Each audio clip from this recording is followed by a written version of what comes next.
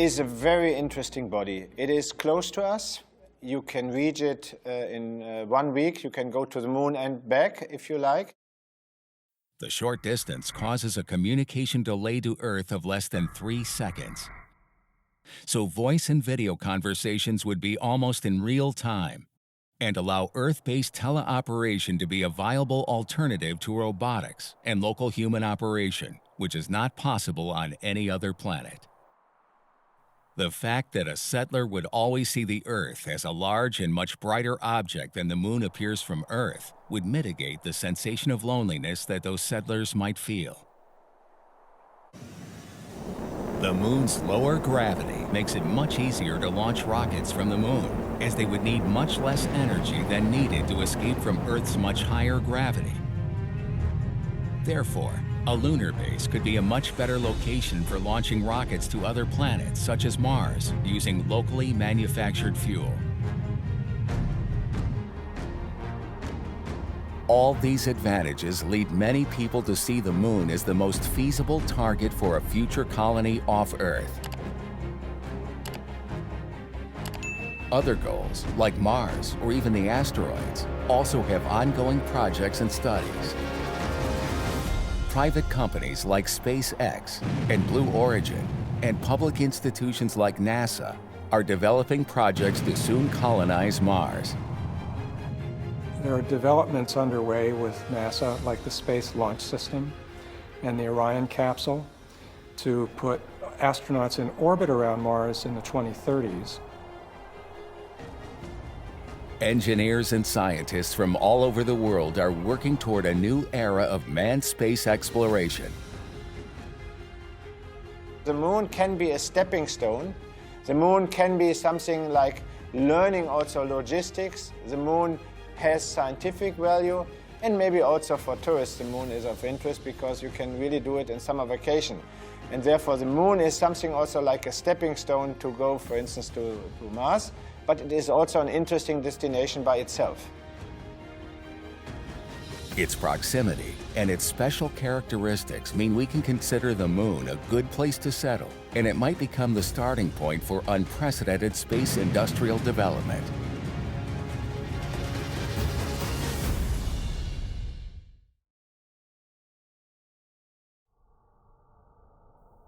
When it comes to colonizing the moon, one of the key points would be to decide where exactly to settle the colony. The chosen place will largely determine the functioning of the future colony. The potential locations fall into 3 broad categories: the polar regions, the equatorial regions, and the far side. That is the main debate. Where do you go on the moon? Currently, we have mapped the entire moon and in very high detail, and we have looked at minerals and the availability of resources all over the moon. We think that the polar regions are probably more promising because there's water in those regions, readily accessible water. And water is the source of life, and if you can find water, if you have water, a lot of other things become easy to do. The polar regions of the moon also have constant sunshine. And that gives you energy, and you have water, and then you can have a permanent colony there. Another location for a lunar base could be the lunar equatorial regions. They are likely to have higher concentrations of helium-3, rare on Earth, but much sought after for use in nuclear fusion research. We have on Earth a very favorable situation that we have a lot of resources on Earth, all types of elements. But some of the elements are rare, and some of these elements you can find in our solar system, in asteroids or on the moon. So helium-3 is one of them mentioned, but I learned from scientists that up to now, to produce helium-3 on Earth is cheaper than to get it back from the moon. Equatorial regions also enjoy an advantage in extra lunar traffic for launching material, as these regions coincide with the lunar orbit around Earth and nearly coincides with the equatorial plane of Earth. And now we know that if you send a rocket ship from the Earth to the moon, there are certain trajectories called free return trajectories. That is, you don't have to put so much energy to be able to come around. Once you fly out to the moon, you go to the moon and you swing, the moon swings you back to Earth. However, the great disadvantage of equatorial regions is that they have 2 continuous weeks of night.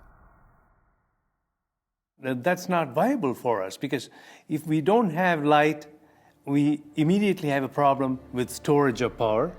And if you are in the dark for 2 weeks, that is very hard on a lot of systems. Engineering, tools, instruments, they all freeze.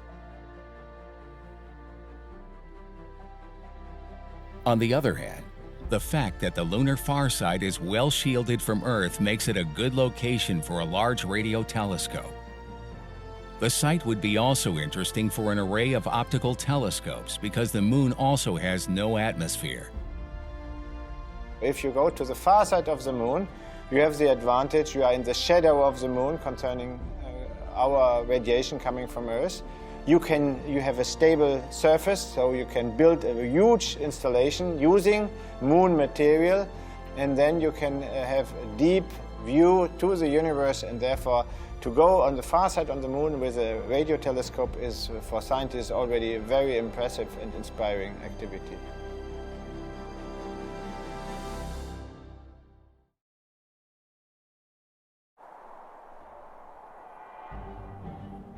Once we have selected the best location for a lunar base, the next step would be to consider where and how to build to protect from radiation, meteorites, and other possible dangers. If you're on the surface, you're exposed to solar particle radiation, which is dangerous for our physiology. The temperature extremes, that can be 300 degrees centigrade between the dark and the light. And you also have micrometeorites, which are much faster than speeding bullets. And they shower. If we want to have astronauts over there, then we have to do something for radiation shielding. There are lava tubes on the moon. Why not using these lava tubes? The lava tubes on the moon could be a good location for a settlement, as it would be protected from the severe hazards of the lunar surface, such as frequent meteorite impacts, cosmic radiation, and extreme temperature variations. A lunar lava tube is an old form of flow. It starts on the surface. We see it on Hawaii.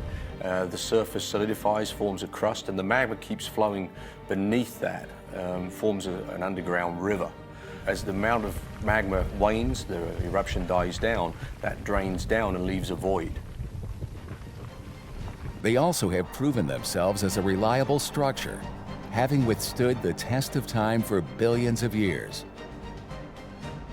More importantly, we believe the thermodynamics makes us think that the interior has a steady temperature of about minus 20 degrees Celsius. All those reasons lead us to think that the first permanent settlement on the moon could be underground. We would be protected from cosmic rays, from solar storms, extreme temperatures, and also from being hit by meteorites. We also think that once you settle underground, you should not get the feeling that we are going to be there all the time. We would go out and do the science and tourism. The symbolism is clear. When humans started to evolve, we were cavemen. We lived in natural shelters. And it's interesting to me that you'd fly down to a new planet or to our moon, and the first home would be an astronaut caveman. But we have to learn to live outside. I think it's like growing up to be real people. And so over time, I think we'll probably live on the surface of the moon and other planets.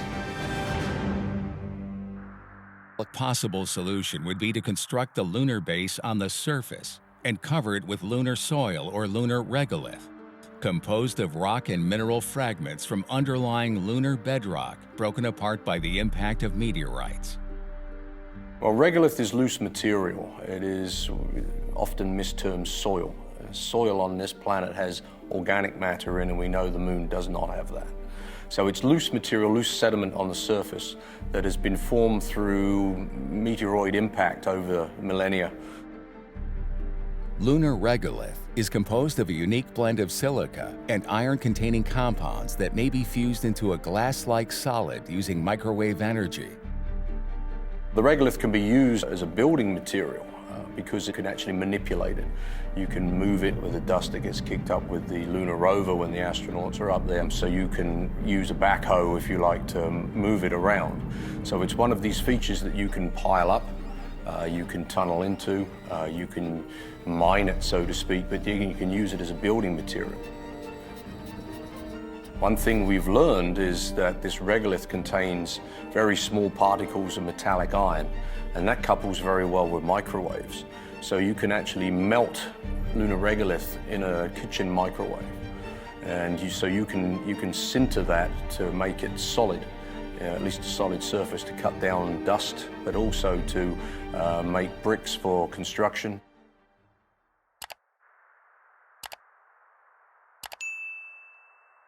Once we know the location, it's time to think about how to construct our first lunar base. As technology and our knowledge of the moon have advanced in the last few years, the design of lunar habitat proposals has also evolved. Concepts vary from the adaptation of landers or their used fuel tanks as habitats to different inflatable modules. We should have what we call, in our jargon, pre-integrated structures, which are really large spacecraft with everything in it already. You touch down and you turn on the light, you have your office. That's your site office. One of the greatest obstacles we have found to building on the surface of the moon is the dust. Lunar dust is very, very difficult. Lunar dust is microns in diameter, made over billions of years of these micrometeorite impacts on the moon that geologists call gardening. It's called gardening, it's a geological phenomenon. And so when this powder is charged by the solar wind, it becomes electrostatically active. So when you wear a nice astronaut garment and step out on the lunar soil, the dust climbs up into your body. It goes between the seals of your gloves and it scratches your visors. And just a few minutes after any kind of work on the lunar surface, your suit is completely smudged. The thermodynamics is completely messed up. You start to have problems because you cannot see. And so dust is a problem. NASA knows this because of Apollo. So my idea was that you would build a complete lunar base in Earth orbit near the space station because it's outside of Earth and there's no gravity. Completely assemble it and fly it as a fully pre-integrated, prefabricated structure, land it on the moon, and you have your habitat. One of the most interesting ideas is the use of 3D printing technology to build lunar habitats. One of these 3D printing techniques is contour crafting. There is a technique of building robotically called contour crafting. We can use raw materials from the moon, especially moon dust. We take moon dust, mix it with sulfur or some other compound to bind, and then we compress it like toothpaste and build walls. You can easily build any shape and erect structures using robotic technologies. And you can do this from planet Earth. You don't have to go to the moon to do this. So some of us believe that we can look at what is happening on the moon from Earth and build up structures to such a point that Once the basic structure is built, then we can send people there to put things inside the structure. In addition to contour crafting, another 3D printing concept is one proposed by architectural firm Foster and Partners. These 3D printers would use raw materials from lunar regolith to cover enclosed inflatable habitats for housing the human settlers, which would provide both radiation and temperature insulation. One of the greatest advantages of these techniques is that just 10% of materials for the structure mass would need to be transported, as 90% of it would be local lunar materials. So we think by doing 3D printing activities and robotic construction technologies, introducing them, we can keep astronauts safe while work is being done. 3D printing has become an established way in a lot of robotic activities, particularly in the building industry. Therefore, there might be several different types of colonies for the Moon. Underground excavated colonies, or inside lava tubes, or on the surface. But all of them have something in common. They all need a source of energy.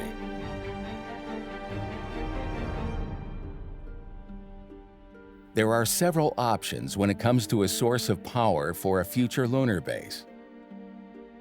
If you want to stay on Moon, either with robotics or with humans, you need, of course, energy. You need, most probably, you need electric energy. And there are different possibilities how you can get the electric energy. You can do it with nuclear, you can do it with solar energy, but the simplest is, of course, solar energy because it's free of charge and you do not have to have a big maintenance. If we want to produce solar panels on the Moon, we could extract many of the raw materials on site. The main difficulty for the use of solar power would be the long lunar night of almost 15 days. One possible solution might be to build several solar power plants so that sunlight would always reach at least one of them. The source of energy for any permanent moon base is going to be critical. And solar is I would say, the easiest option. There's been lots of talks about nuclear fission reactors, but trying to get a nuclear fission reactor to the Moon is a bit expensive and a lot of paperwork involved.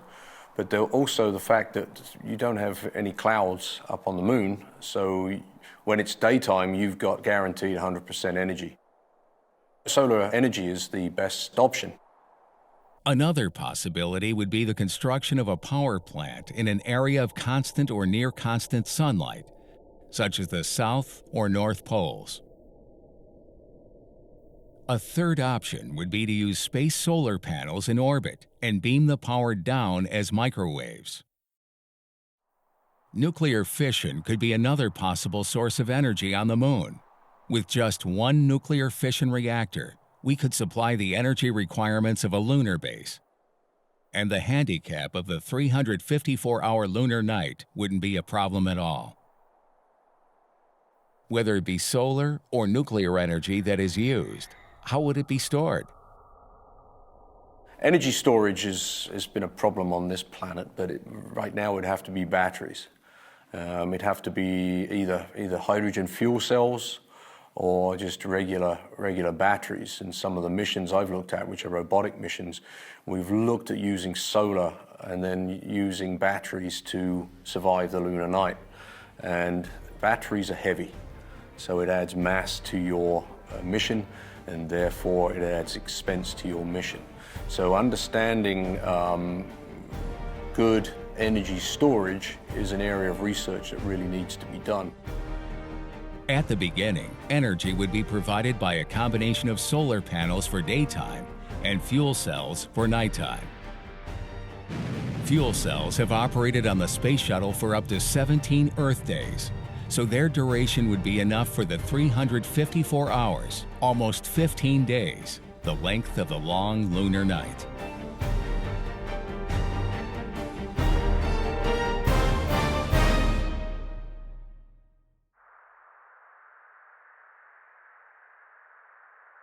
To have the supply of a source of energy is a key requirement to settle a colony.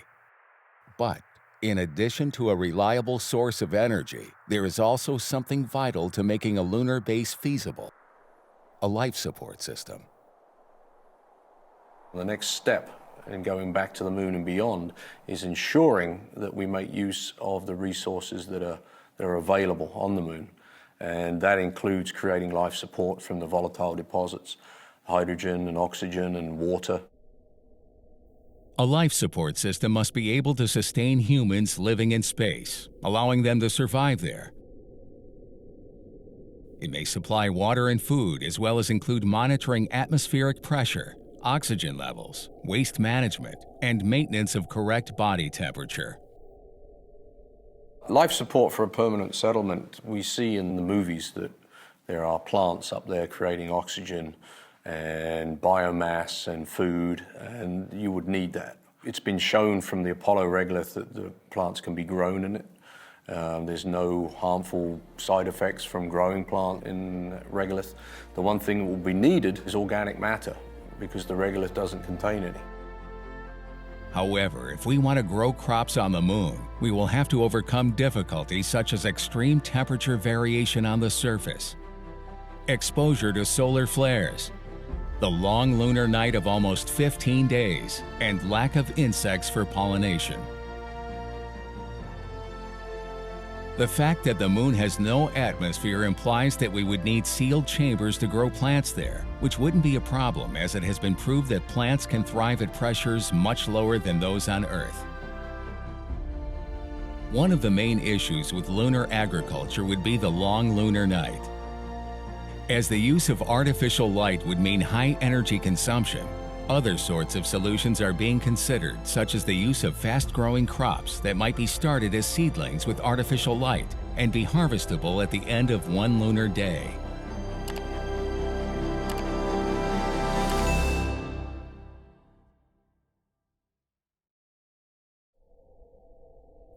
When it comes to settling a permanent lunar base, another fundamental need is transport. The moon's distance from Earth is about 239,000 miles.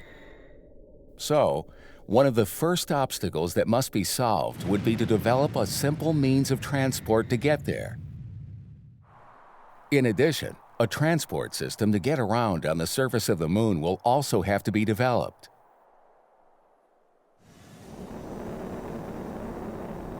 For the journey from the Earth to the moon, conventional rockets have been used for lunar explorations to date. Another proposed concept of Earth-to-moon transportation are space elevators.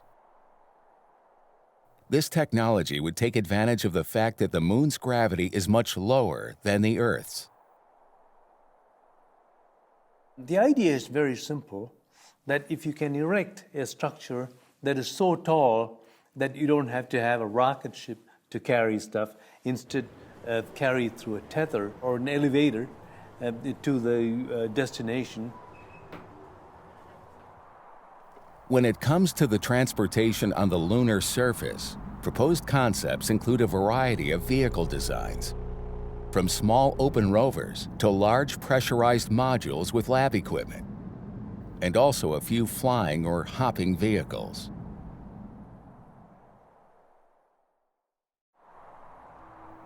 For a colony to be considered a colony and to be sustainable in the long term, it has to be nearly self-sufficient.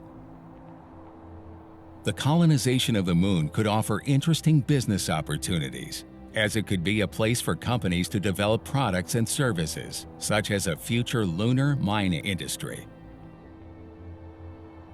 Mining the moon's materials on-site for use both on the moon and elsewhere in the solar system where they might be needed in the future would greatly reduce costs compared to sending them from the Earth, as much less energy would be required to launch them into space.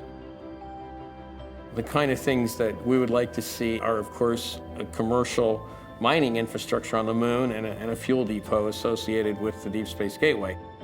It will only enable a trip to Mars if you can store fuel and resources in the vicinity of the Deep Space Gateway.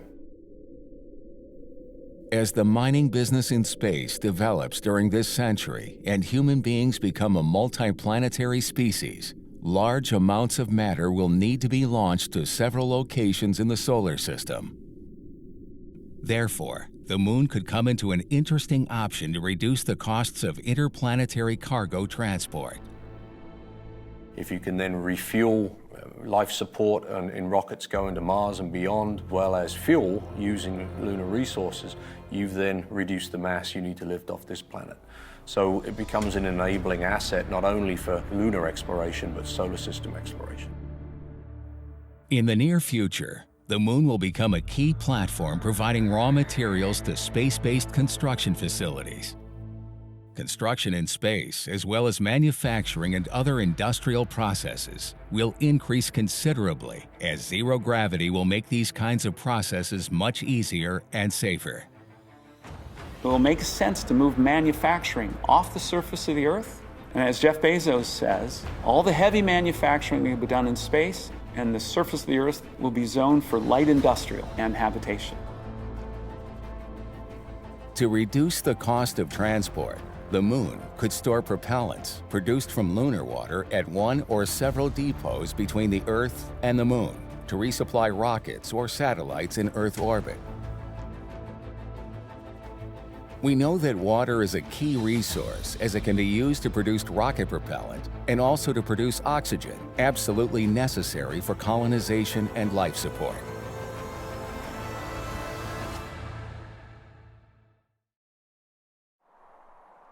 After having analyzed all the key points to be considered when building a future lunar colony, such as the location of the colony, the energy source, transportation, and the economic development of that settlement, we can undoubtedly consider that the building of a lunar base would be one of the greatest technological challenges that humankind has ever faced.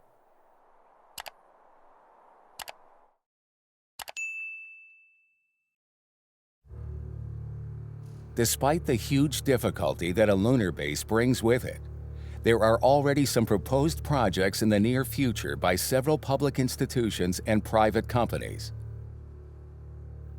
The first one was the Lunar Reconnaissance Orbiter, a NASA robotic probe launched in June 2009, and which is currently in orbit around the Moon.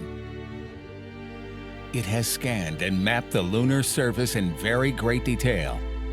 It has identified safe landing locations, searched for potential resources, analyzed the environmental radiation, and tested new technologies. While the U.S. currently has no firm plans to return to the Moon, the European Space Agency, Russia, and China have all expressed interest in building a base there. In fact, the ESA, the European Space Agency, has designed an ambitious plan to settle on the Moon in the near future. The Moon Village. It was announced by ESA Director General Jan Warmer in April 2015 during the Space Symposium in Colorado Springs, USA. The Moon Village is an open concept with free and open access for each and everyone, be it industry, be it the public sector. It is open for robotic activities, it's open for human activities. The Moon Village is intended not only for scientific and technological activities, but also for activities based on exploiting resources or even tourism. This is the idea of the Moon Village concept. And I can tell you that now already a lot of different entities worldwide, private and public entities, are interested and bringing different parts, very different parts into this idea. I'm very happy that now also some entities like Blue Origin, Jeff Bezos, but also Elon Musk are announcing that they are interested to go there. It is clear that in the future, humans will take part in crewed flights farther into the solar system. So the Moon Village could also act as the perfect springboard and testing ground with that objective in mind. I believe that the Moon Village is already in its development phase, and it's only a question of a month or let's say 1 or 2 years that we really see hardware on the Moon belonging to the Moon Village.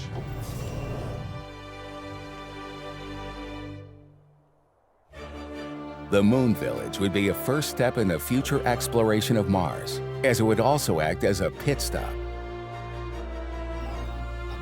At the beginning, there would be just robots, rovers, and huge 3D printers that should build the modules and habitat where the first astronauts would live in. In addition to the Moon Village, there are other projects led by other space agencies that intend to go back to the Moon in the near future.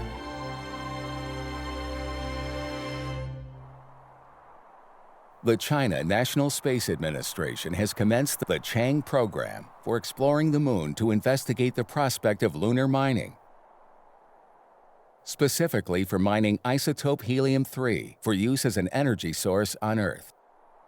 The Russian Federal Space Agency Roscosmos has planned a fully robotic lunar base called Lunar Polygon. The project is planned for the second half of the 2020s. Scientists hope that in the near future, we will witness the creation of the first lunar base for human beings.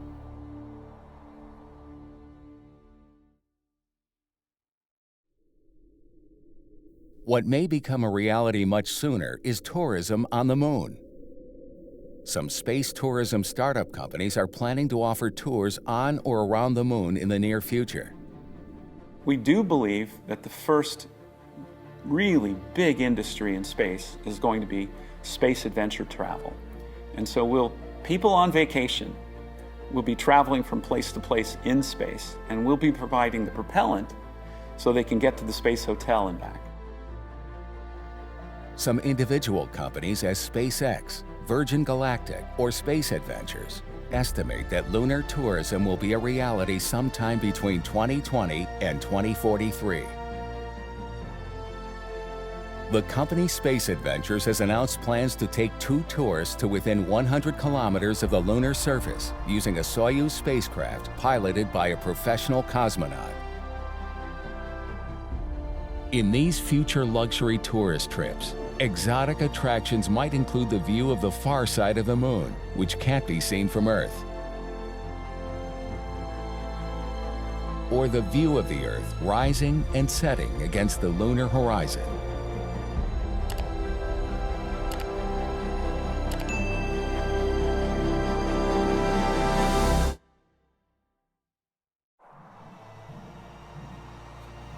The interest of several private companies in space exploration is already a fact.